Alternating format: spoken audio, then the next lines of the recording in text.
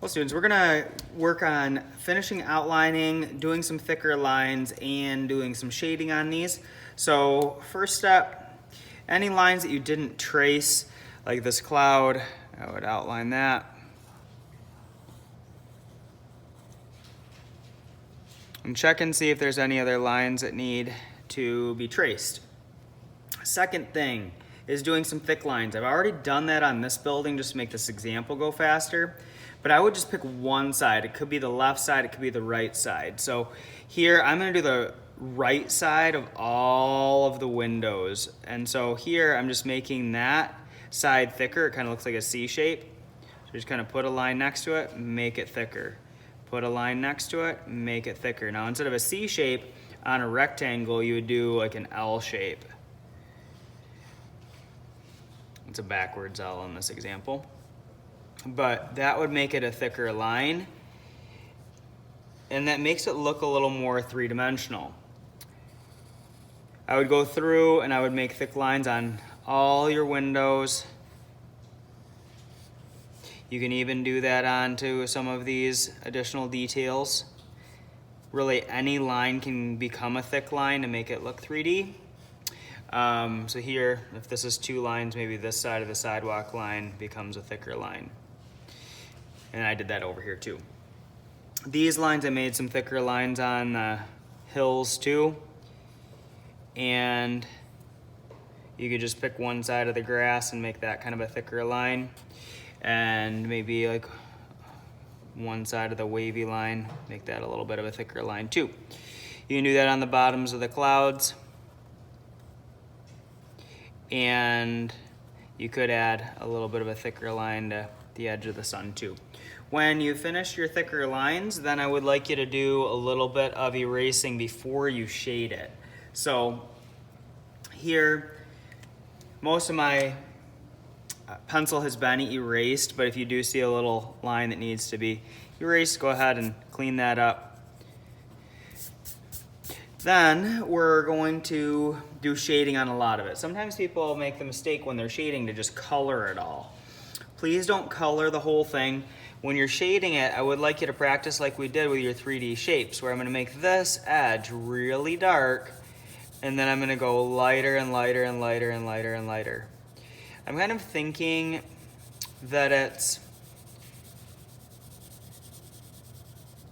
about this much space. Like this would be like half as big as an eraser. That's about how far I'm going over.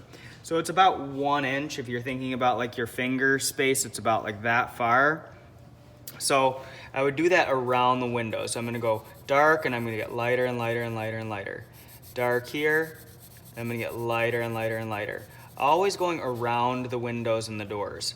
So it's not something that I want you to overthink. So I'm gonna do that on this side too. Go dark and get lighter and lighter and lighter. Dark on this side, and then get lighter and lighter and lighter and lighter. You can see I colored a little bit on the stairs there, so I can come back and erase that. But I'm gonna do that, continue shading it all the way up on both sides. If you color the whole thing, I am gonna ask you to do some erasing, so please make sure that you're just coloring or shading about 1 inch over from each side. Now, another spot to do shading would be anything that like sticks out. So if the roof were to stick out and be overhanging, the sun, if we're shining on the roof, it would have a shadow underneath it. So here, I am just gonna do a little bit of shading. Instead of 1 inch, I'm just gonna do probably like half of that.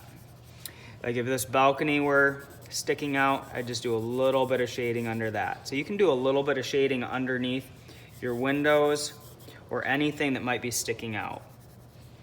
So here, I'm just gonna do that under these stairs that might be sticking out just a little bit to give a little bit of shading. If you wanna do any shading inside any of these details, that can be a good thing where you just take one side of that line that's thicker and just put a little bit of shading next to it. Once you have shading done on one building, then you're gonna do the same thing on the other one. So you're gonna take that, make it really dark, and then get lighter and lighter and lighter. As you get the hang of it, it does go pretty quickly. Same thing, this roof kind of would be sticking out. So I would take that and I would shade under it about 1/2 of an inch rather than a whole one. Be careful how your hand is rubbing on it so it doesn't end up smearing a bunch. And then once you have your house shaded, then you can do some shading on these hills too. So I would do just like a line here and then get lighter and lighter and lighter. Do a line here, get lighter and lighter.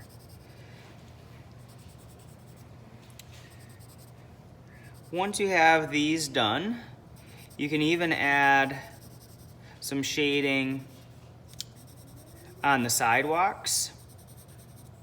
And I didn't even think about doing this a long time ago. One of the first times I taught this, I had a student who chose to do the shadow of the house on the ground here. And so if you did want to do like a little bit of shading, because the sun is up here, I might have shading of the shadow on the ground.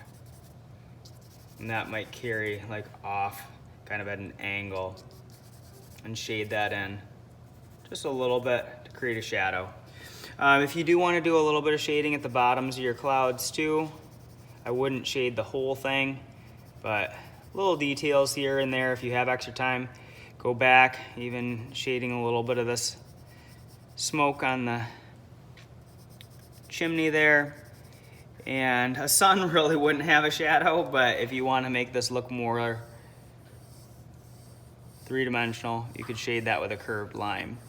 If you choose to blend anything with your finger, you may just make sure that you're not going on the windows or the doors. This would all be space. I would just have to carefully go around it. If you do get any on the windows or the doors, please erase it. But that can be used to blend it in a little bit. And like I said, where I got a little bit on that stair, I'm just gonna erase that off and clean that up. One last thing that I meant to do with marker at the beginning was sometimes it's fun to do some shiny lines. If you do just a couple of dashed lines, sometimes it looks a little bit like a reflection on the windows where there might be sunlight bouncing off that glass. So if you do want to do a couple of diagonal dashed lines on here, you can do that as a reflection line. That can kind of be a nice little detail to add. So I've got more work to do on this, but we're gonna just call it good so that you guys have more work time. So let's have fun working on these.